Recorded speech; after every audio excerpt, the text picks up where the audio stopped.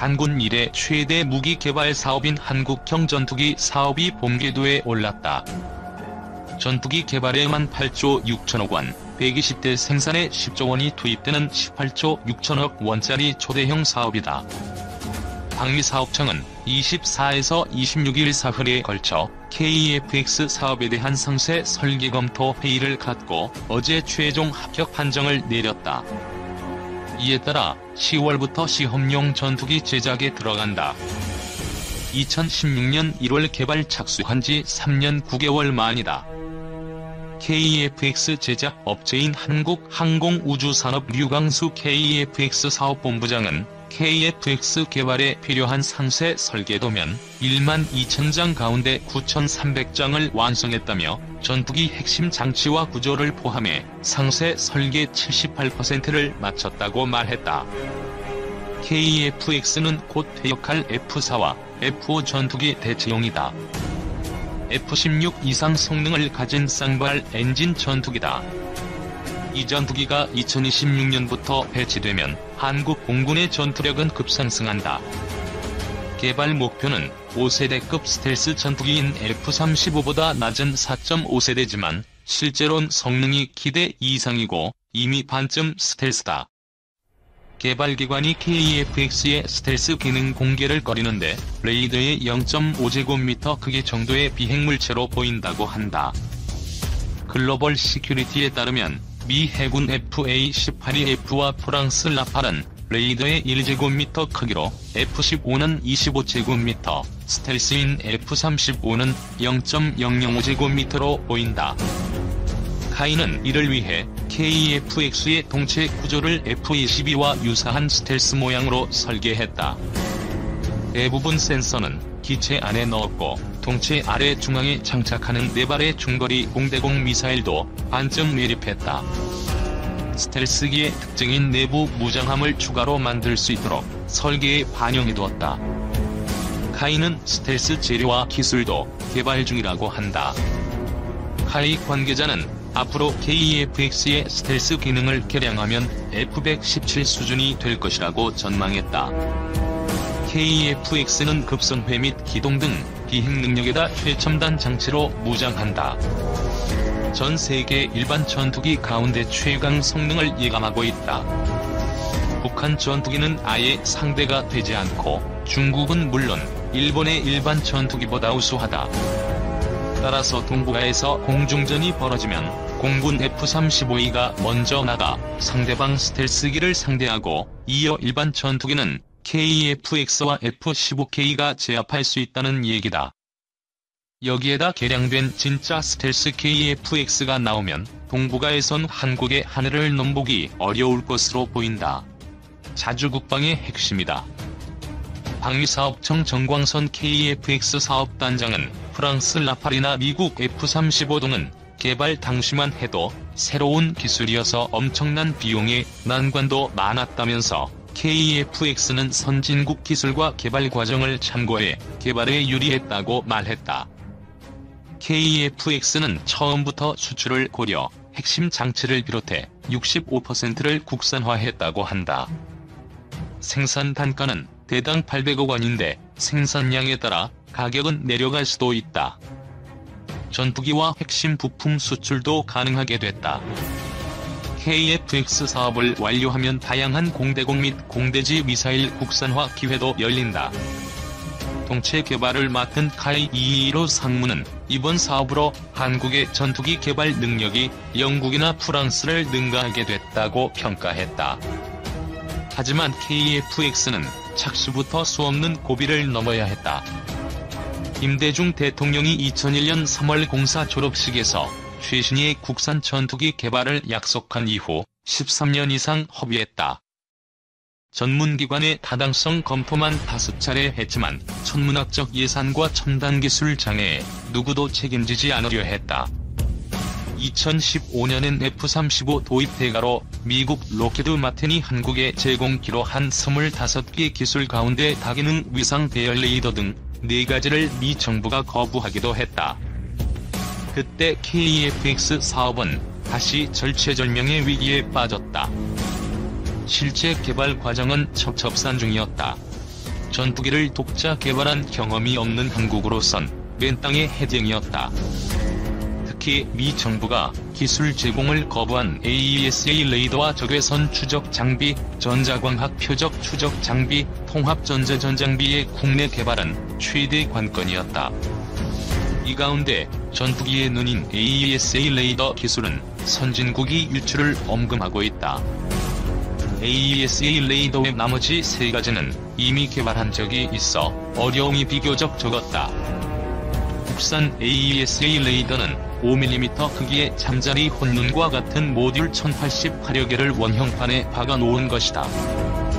모듈마다 레이더파를 내보내 각각 표적을 탐지한다. 눈이 1088개인 셈이다. 미국 F-35의 AESA 레이더는 약 1200개의 모듈로 구성돼 있다. 이 레이더는 F-15K의 기계식 회전 레이더와 달리 전자적으로 레이더 빔을 조사한다. 그래서 수십 개의 표적을 동시에 신속하게 탐지, 추적할 수 있다. 탐지거리는 110km 이상으로 알려져 있다. 공중은 물론 지상과 해상의 이동 표적까지 추적해 KF-X에 장착된 미사일로 곧바로 타격하도록 도와준다. 그래서 다기능이다. 국방과학연구소에선 만난 신현익 항공기 레이더 체계 개발 단장은 ADD가 기술은 갖고 있지만 업체가 만들어보지 않아 걱정이 컸다면서 세계에서 11번째로 AESA를 개발하게 됐다고 말했다.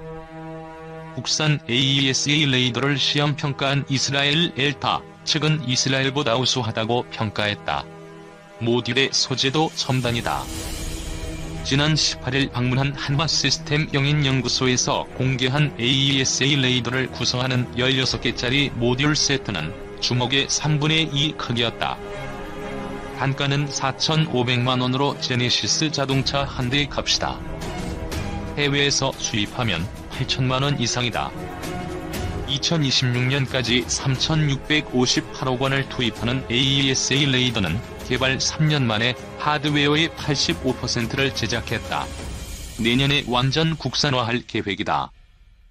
올봄까지 이스라엘에서 지상과 공중시험을 마치고 11월부터 한국에서 공중시험에 들어간다. 2023년부턴 KF-X 시제기에도 장착해 최종 시험할 예정이다. 카이가 맡고 있는 KF-X 동체 개발과 체계 종합도 만만치 않은 작업이었다.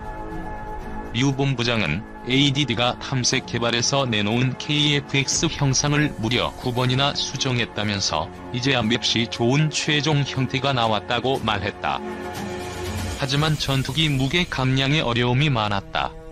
그는 KF-X 목표 중량이 1톤이지만 추가 요구에 대비해 500kg 감량이 관건이었다며 1kg 감량하는 연구원에게 10만원씩 인센티브를 줬다고 했다. 엔진을 제외한 23만 개의 부품을 빠짐없이 설계에 반영하는 일도 복잡했다.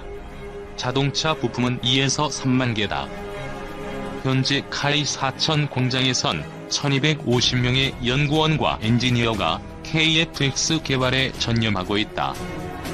이 인력으로 KF-X의 스텔스화와 영국, 프랑스처럼 6세대 전투기 개발 준비도 재개된다. 카이는 2021년 4월 첫 시제기를 출고하고 시험 비행을 거쳐 2026년 1차로 전투기 8대를 공군에 납품할 계획이다.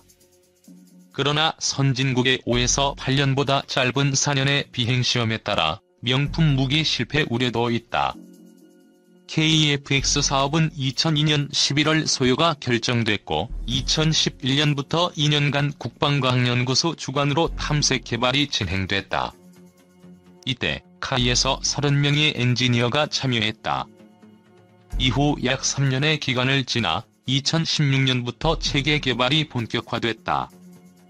기본 설계와 상세 설계를 성공적으로 수행, 항공기 형상과 내부 구조를 확정했다.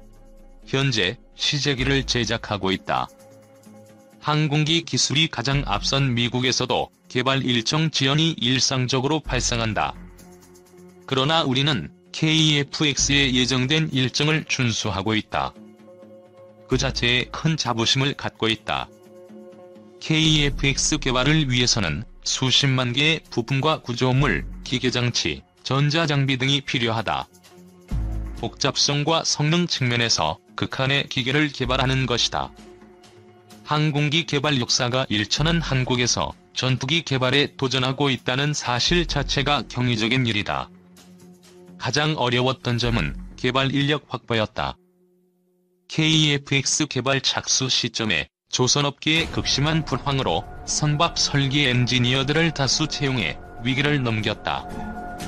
내년 시제기가 출고되면 시험평가에서 예상치 못한 문제들이 나타날 것이다. 이때 경험이 풍부한 베테랑이 필요하지만 그런 인원이 부족하다. 특히 항공우주와 같은 산업에서 우수 인력은 매우 중요하다. 그러나 지방의 위치에 있어 인력 유출이 심각한 수준이다.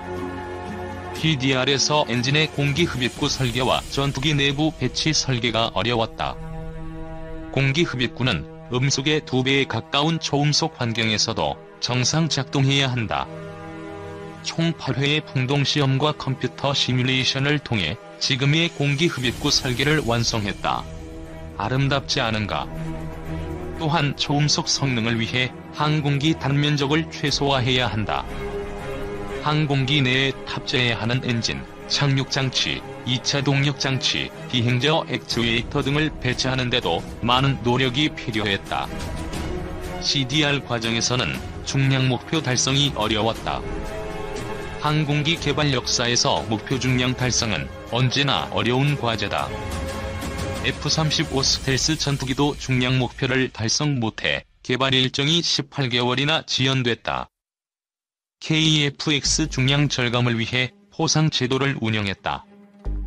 총 750여 건의 아이디어가 접수돼 이를 반영, 결과적으로 960kg을 절감하는 결과로 이어졌다. 중량 절감 포상 제도는 대부분의 항공기 회사에서 운영하는 제도다. 카이도 T-50 개발 때부터 운영하고 있다. 도면을 기간 내에 완료하는 것도 어려웠다. 도면은 PDR 이후 15개월 내에 완료해야 한다. KEFX 도면은 13,700장에 달한다. 그 결과 월간 최대 1,700장의 도면을 완료하는 기록을 세우기도 했다. 항전장비의 국산화 결정으로 KEFX 개발 리스크가 높아졌다. 만약 개발이 지연되면 항공기 개발 일정 전체가 차질을 빚는다. 그러나 개발 성공 가능성이 높다면 긍정적인 면도 많다. 첨단 전투기는 항전장비의 가격 비중이 커 항전장비 국산화는 전투기 단가를 낮춘다. KF-16 업그레이드 사업에서 130여 대의 항공전자 성능개량 사업에 약 2조 원이 소요된다. 현세대 전투기들의 항전장비 발전 속도와 부품 단종 등을 고려할 때 전투기별 1에서 2회의 항전장비 업그레이드가 보편화되고 있다. KEFX가 양산되면 추후 성능개량 사업에서도 외화 유출이 최소화될 것이다. 현재 4대 항전장비 개발이 순항하고 있어 이러한 장점들이 점차 현실화되고 있다. 체계 개발 기간 시제기 6대와 지상 구조시험체 2대를 제작한다. 또한 우리 공군의 F-4 및 F-5 대체 물량, 인도네시아 공군 소요량을 제작할 예정이며 그 외 추가 물량이 있기를 기대한다. 아이언버드 시험 장비를 통해 실제 항공기에서 구현하기 어려운 고장 상태를 시험할 수 있다. 또한 극한의 조건을 상정해 실제 비행시험의 위험도를 낮추는 역할을 한다. KEFX 성능검증 항목은 요구도 1만 천여 개, 감항인증 기준 750여 개의 매우 방대한 규모다. 시험 장비는 국내 엔지니어링 업체에서 설계, 제작했다. T-50 개발 당시와 비교해 국내 기술 역량이 괄목할 만한 발전을 했음을 확인할 수 있었다.